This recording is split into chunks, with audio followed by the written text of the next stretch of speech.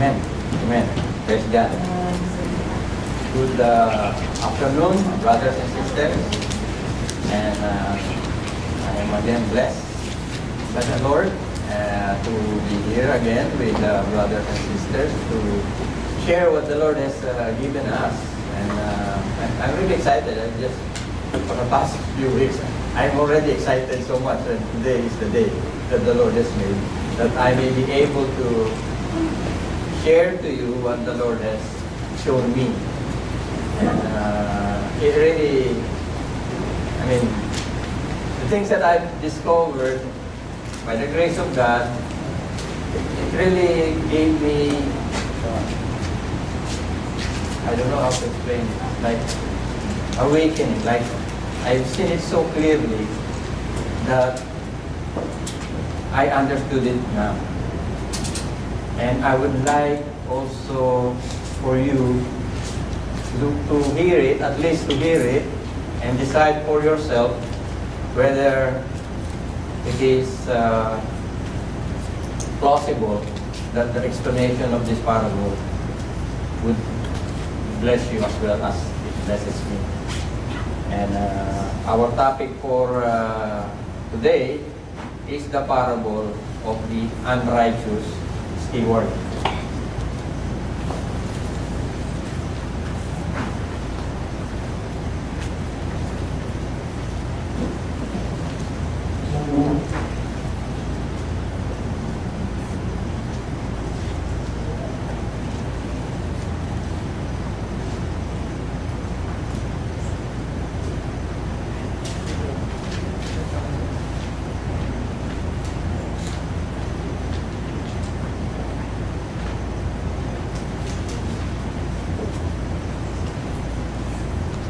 Amen. Amen. Praise God. It so happened that the PowerPoint that I choose is the same that Brother Lev put in the program. We never talk. It just happened it's the same thing. So praise God. Everything fits together. So praise the Lord. This is the topic that we'll be discussing for today. And okay. I saw this one, I typed it in the internet. What is the hardest parable of Jesus to interpret? And this is one I saw.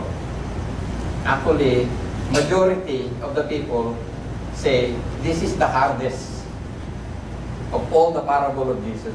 Let me read it, what this guy said. One of the most notoriously difficult parables to interpret is the parable of the unjust servant, let alone preach and teach.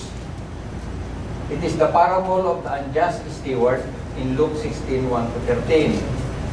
It is a parable that is very rarely found in the pulpit, and it has a dizzying history of interpretation from scholars dating back to the early church. It is certainly complicated because the rich man seems to praise his manager for multiple acts of dishonesty.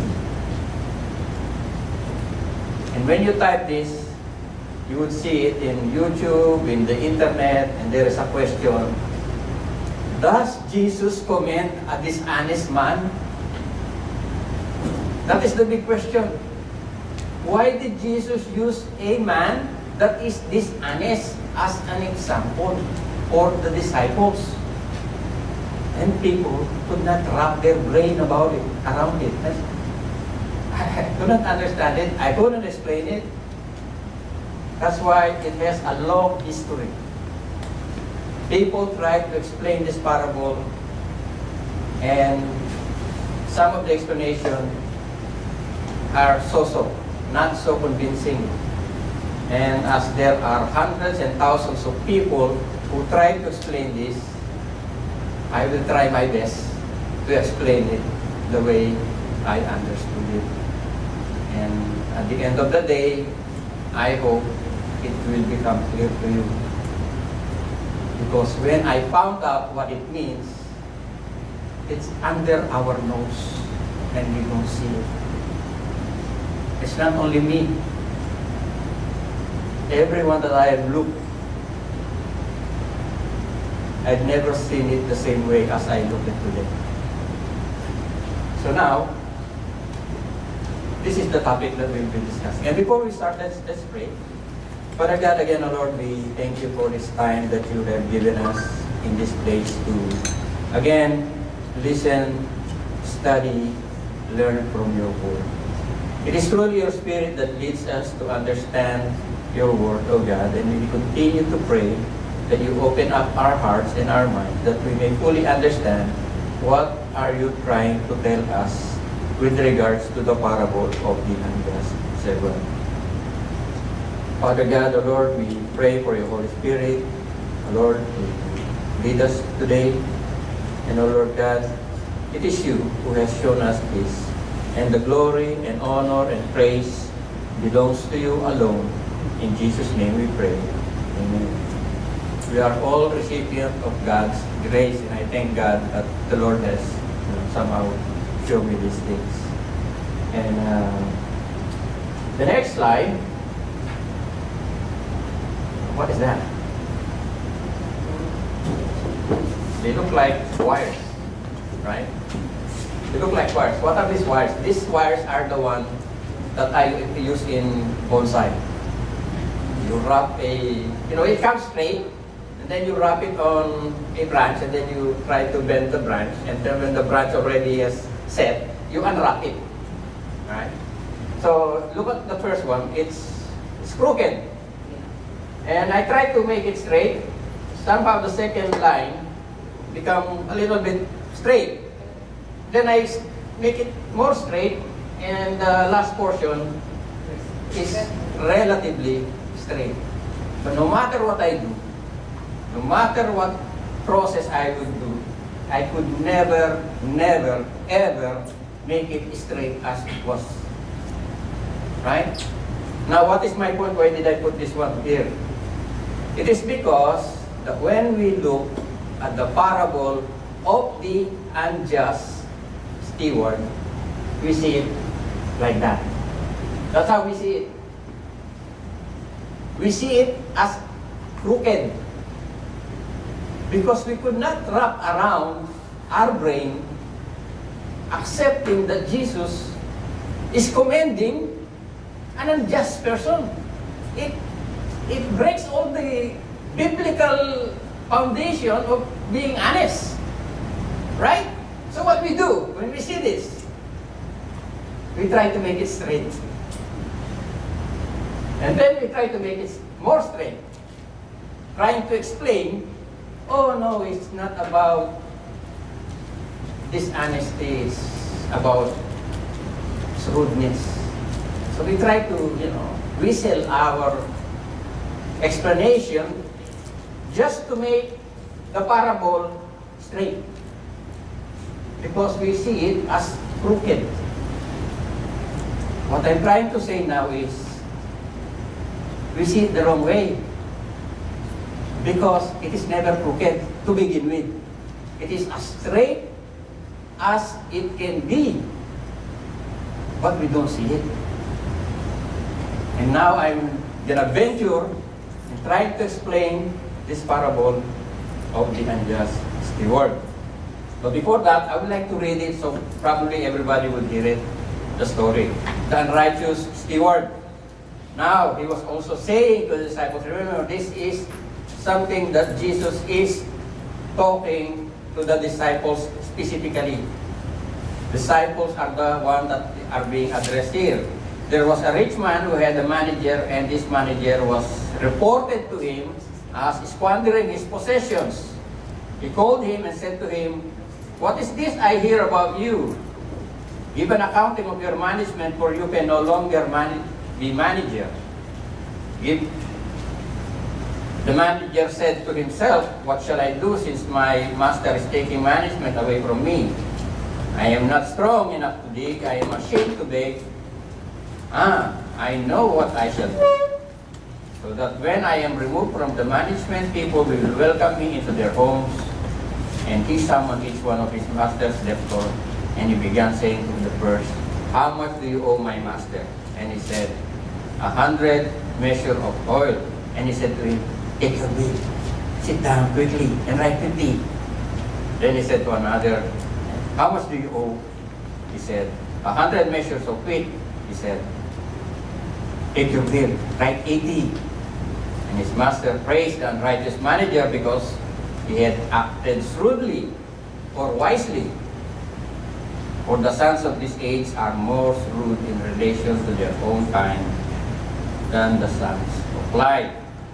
And I say to you, this is Jesus talking, I say to you, make friends for yourselves by means of the wealth of unrighteousness, so that when it fails, they will receive you into eternal dwellings. He who is faithful with very little thing is faithful also in much. Who is unrighteous in very little thing is unrighteous also in much. Therefore, if you have not been faithful in the use of unrighteous wealth, who will entrust you with true riches? If you have not been faithful in the use of what which is not that which is another's, who will give you that which is yours? No servant can serve two masters, for either he will hate one and love the other, or else he will be devoted to one and despise the other. You cannot serve God and wealth. There you go. Jesus said, you cannot serve God and wealth. Now, as we see this wire, it's not even crooked. You will see it later. It's not crooked at all. Straight as it is. So next, there are various interpretations with this, and 90% or 99%, or I would say majority of it, this is their explanation. It's not about dishonesty. It's about shrewdness. It's about making a wise decision. Right? That's most of the time, that's what you see. Because there is no other reason that they could find out. So that's the reason they put. It's about shrewdness. And then you will see other people, they say, oh, invest your money, use your money, support the church, support the missionary, or something like that, in order that there is fund for these people, so that when they go and preach the gospel, people will be saved, and those people who will be saved, when they go to heaven, and you go to heaven, they will welcome you. It's very elaborate explanation, but using your money to win souls for Christ. Another explanation is, the shrewd manager is planning ahead. So therefore, we should be planning ahead. And, for the future, you don't squander everything. You put, the money in a safe place. So when, things get wrong, you have money in your pocket. So, actually, all of this seems to be nothing bad about them.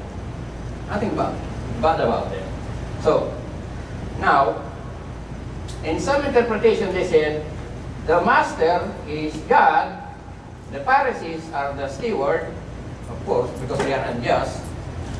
They said, okay, who's unjust? Okay, let's put the Pharisees. They are unjust. And of course, the debtors are the people. I have seen weird interpretation of this, and they say, oh, no. The steward is Joseph. The master is Pharaoh. I said, what is Joseph and Pharaoh has to do with this? Right? But as you study, you would see different interpretations. But I find that this interpretation, on my own view, they have problems.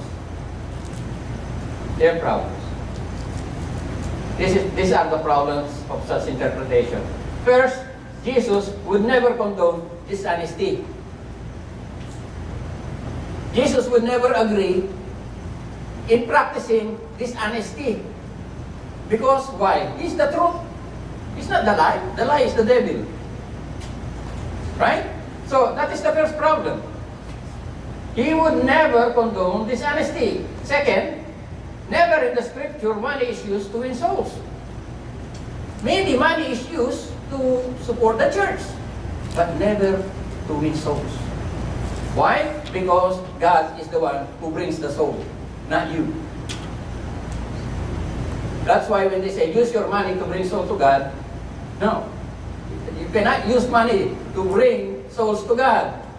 You can support the church, you can support a brother, a sister, but never you will win soul by using your money. Next. The end does not justify the means. It's like, okay, like Robin Hood, he will steal from some people and then, oh, I'm giving it away anyway. I'm not, using it. That is that justifiable?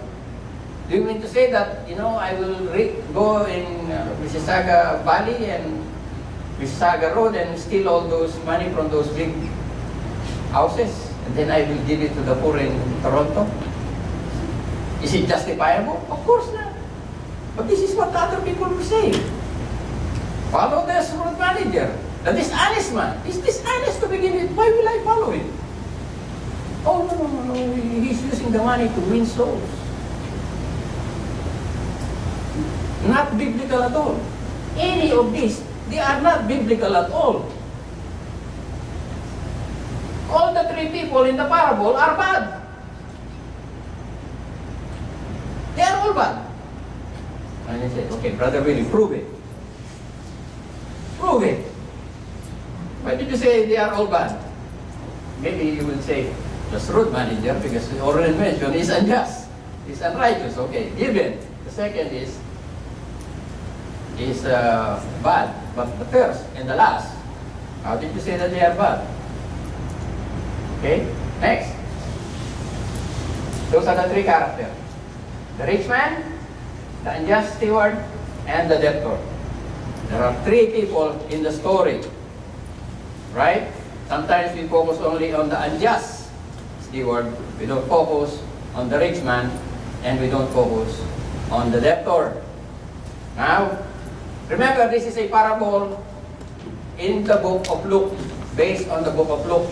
But if you notice, whenever Luke uses a person or a rich man in his parable, next slide.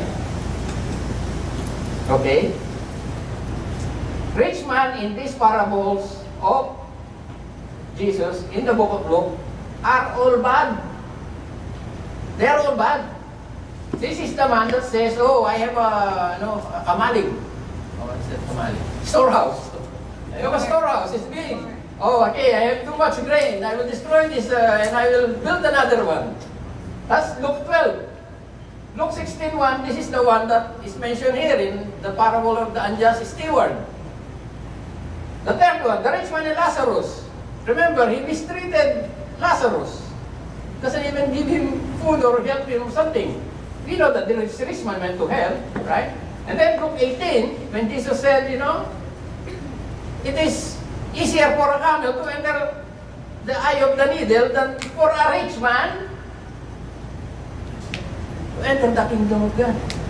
All this example in the book of Luke are all parables, and they are all rich man, and they are all bad. Why? Because there is a practice of usury in the Jewish culture. What is usury? I gave you 5-6, not even 5-6, maybe 5-7. Right? 20%. Right? They give you money, then they accept the interest. It is forbidden in the Jewish culture, but they are doing it. Yeah? Which is at stake? The poor people. They're the ones suffering, the poor people. Right? Because they're squeezing the Jews out of these people by using usury.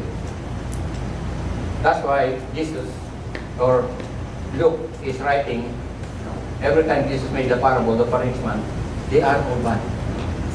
This man, this is his business, usury, lending money. Remember, there are some people who borrowed money from him, or some oil or grain, right? But you have to pay back with interest.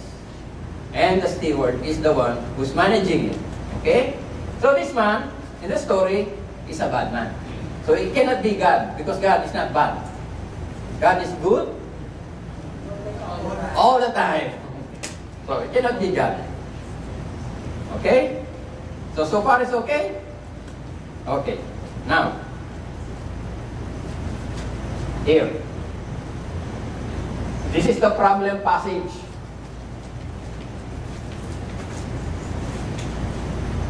Why do I call it problem passage? Because if you read the story, everything seems to be okay. Right? Everything seems to be okay. That, you know, the guy is unjust, he did this, he went there, talked to the guy, pay, put this, put that. So far, so good. Everything seems to be normal until we reach this portion. 8 and 9. 8 and 9. When we reach this portion, it's like hitting a brick wall. Why? Because the master meaning to say the one who is the rich man, praised the unrighteous manager because he had acted shrewdly, for the sons of this age are more shrewd in relation to their own kind than the sons of light. Right? Why? Why did he praise? I mean, if somebody stole money from me, I would not praise him. Correct? Right? But you have to remember the context of this story. The person, the rich man, I'm saying, is using his money or his wealth in usury, in order to exact interest, to get money from people, right? And there is a person who is doing the real, the hard work, like collecting the money and giving the money, the steward, right? We all know that the steward is squandering the money. So for sure, the steward is a bad person. Now we know that the rich man is also a bad person because he is involved in usury, right? But why did he praise him if he is stealing from him? Then I just remember that the story, when you look at it, when the unjust steward, when he went to the people, his intention is to win friends. Correct? Is to win friends. So he went to the people where these people owe money and he said, how much did you owe? 100. Make it 50. How about you? How many? Oh, 100. Oh, make it 80. Right? So what happened is, the debtor agreed with the steward in fraud. Now you know why the debtor is also bad. Right? Because they agree together in doing something that is dishonest. Right? So never associate yourselves to dishonest people because you become an accessory to the crime. Okay? You stay away from dishonest people. But again, why did he praise him? To those who are Kapampangan here, I know there are a few, you probably know the saying, manya-manyain tuyo, kesa kay sula-sulakong pugo. You know that? Have you heard it? Yeah. Okay, translate. It is better to have a fried herring than to have a flying quail. Meaning to say, the quail is still flying. But the herring is already here in my table. It's fried already. This is tastier than the one that is flying. What is my point? Actually, Isko Moreno did this in Manila. What did Isko Moreno did in Manila? In Manila, when he became a mayor, there is no money because the previous mayor has squandered the money. So there is no money. They don't have any funds. And they found out that the property tax in Manila is so high that people could not afford to pay. So there is nothing, they don't pay because it's so high, how can I pay it? So what did Isko Moreno? He established an amnesty. He reduces the debt. He made it lower so that people will be able to pay, exactly. Which is not the intention of the unjust steward, but it's just the effect of what he did. Understand? So now, instead of waiting for the quail to land, he already have the fried herring on his table. What is the use of somebody, let's say somebody owes me $1 million and it's flying. I would rather have the 500,000 in my pocket. Correct? This is the effect of the decision of the shrewd manager. Not intentional, but it became the effect. And the master found out, why the people are paying? But suddenly people are paying me. Then realized by investigation, because he lowered it. You're smart.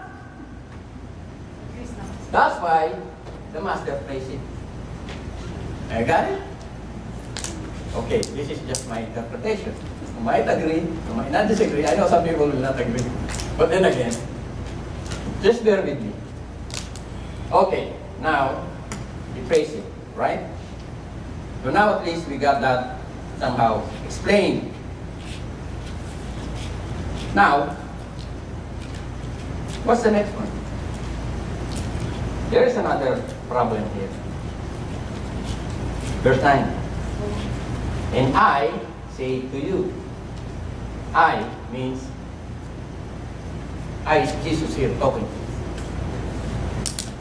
Make friends for yourselves by means of the wealth of unrighteousness, so that when it fails, they will receive you into eternal dwelling. When I was studying this, I don't know what is it. What is it? What is it? Does it refer to anything? Does it refer to people? Does it refer to the money? Because it can be anything. Right? Make friends with yourself with means of the wealth of unrighteousness, so that when it fails, what is that? If it fails, they will receive you into the eternal dwelling. This is the one that people could not understand. First, make friends for yourselves using the wealth, right? Again, wealth of unrighteousness. Why did Jesus even mention wealth of unrighteousness? Wealth by nature is neutral. It is not bad, neither it is good. Right? But it can be bad or good based on the source. Have you heard about the saying, ill-gotten wealth? Right? When you say ill-gotten wealth, the wealth is accumulated by unrighteous means. You'll never find this wealth of unrighteousness anywhere in the Bible, only here. Now you understand why Jesus used the wealth of unrighteousness, because all the people involved in the story are all bad. All the money that is being moved here and there is bad. Usury, lying, cheating, stealing, fraud. Everything involved is unrighteous. The wealth, the money that being accumulated is derived from unrighteous means. But some people will say, oh, Brother Willie, this only means money. Okay. Let's say it only means money. But money, as I said, is neutral. It's not bad, it's not good. And when did Jesus help to say unrighteous wealth? It doesn't explain, right? Now, so that when it fails, okay, that word, it fails. Okay, now you know. Okay, let's go back. Three characters profited in the parable. And Jesus mentioned, these are sons of this age. He compared the sons of this age to the sons of light. The sons of light are believers. Sons of this age are these bad people. Right? The rich man, he collected what was owed, at least what, got some money out of it. The unjust steward gained some friends, Get the favor from the people who, when I don't have money, can I go to your house? Oh, you're always welcome, you know. I got 50% off. You're always welcome. So he gets some friends. And then the debtor, they paid less. So they lied. Lying is never an excuse. You're supposed to pay 100, you pay 100. Don't be a part of the scheme, or the scam, or the fraud, or the lying, or the cheating. They are all dishonest. They're all bad. Now, if they are all bad, then why do you speak them as an example? Now it's making it complicated. After really, you're making it complicated. Because here you said, make friends. Now you're making it more difficult. They are all bad, it's clear. They are all dishonest, it is clear. And it then said, so that when it fails, what it fails? If you look at the concordance, or in the Bible Hub, Greek again, I go back to the Greek, you will see what it fails means.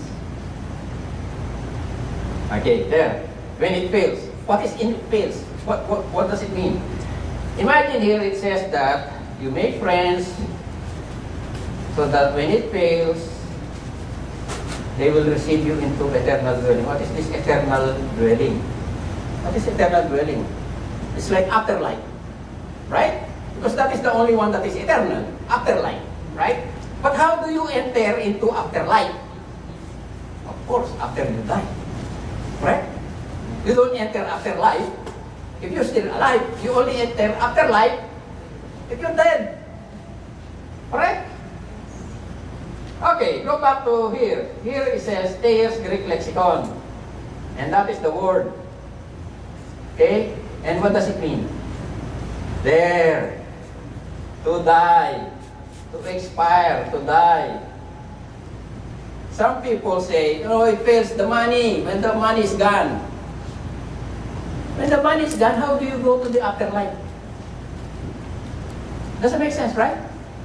If you put there, okay, it fails means the money, when the money is gone, when the money fails, people will receive you into the eternal dwelling. Doesn't make sense because you're still alive. The only moment you go to the afterlife when you die. But people don't use this, they put it fails.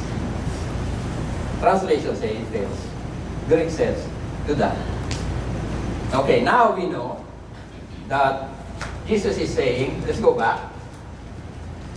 I say to you, make friends for yourselves. He's talking to the disciples by means of the wealth of the righteous, so that when it fails, or when you die, they will receive you into the eternal dwelling. But here, make friends. The example that Jesus is using here, that's why people could not swallow this parable. The example that he is using is the unjust steward who made friends with the unjust debtor, with the unjust rich man's money. Everything is unjust. And he's using it as an example. Make friends for yourself, like the rich man. Like the steward.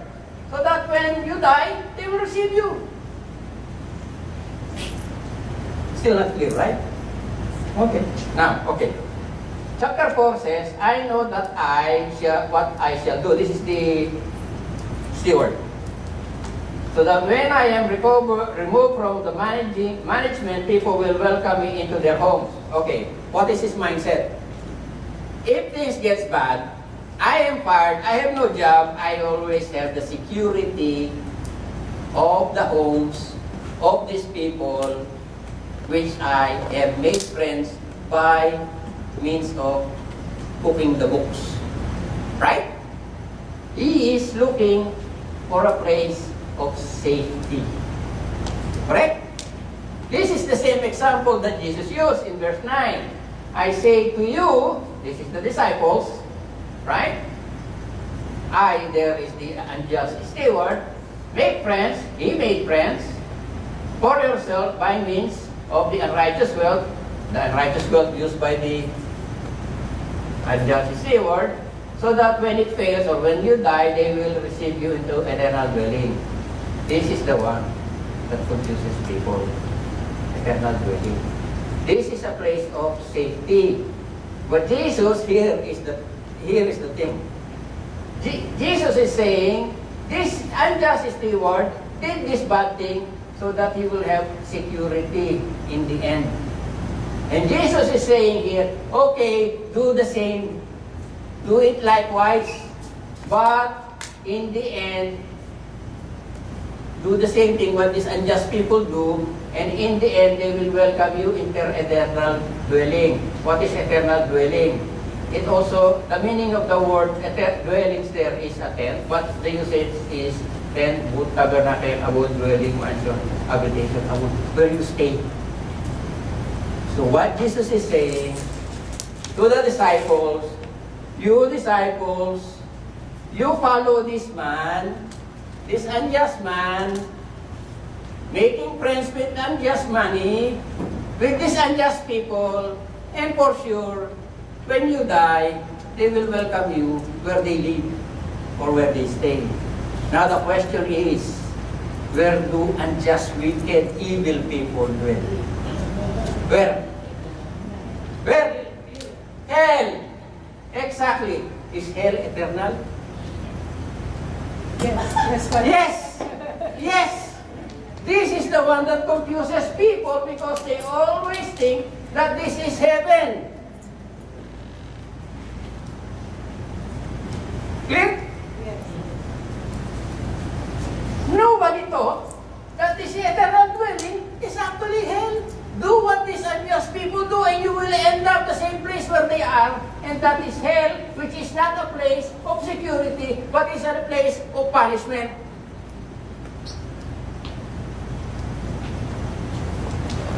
So now the parable is clear. It's not crooked at all. There's nothing to straighten. We are in heaven. It's just because of this eternal dwelling. This is not heaven, this is hell. Because all the people involved in the story are all bad. Now it becomes clear. If you are convinced, brothers and sisters, please don't give it yourself. Because not many people know this. Try to Google it, YouTube it. You'll not find this. Because they always think that this eternal dwelling is heaven. That's why they could not swallow that Jesus is commending the unjust steward. He is not commending the unjust steward. He is condemning. He's saying you will end up in hell. If you follow him, you will end up in hell too. Right? Now, in this part of the statement, does it matches the end part of the story? When Jesus says, if you are unfaithful to small things, you will be unfaithful to big things. If you are faithful to small things, you will be faithful to big things. Does it fit the story? Yes. That is the only one that fits the story. All those other explanations does not fit the last part of the story.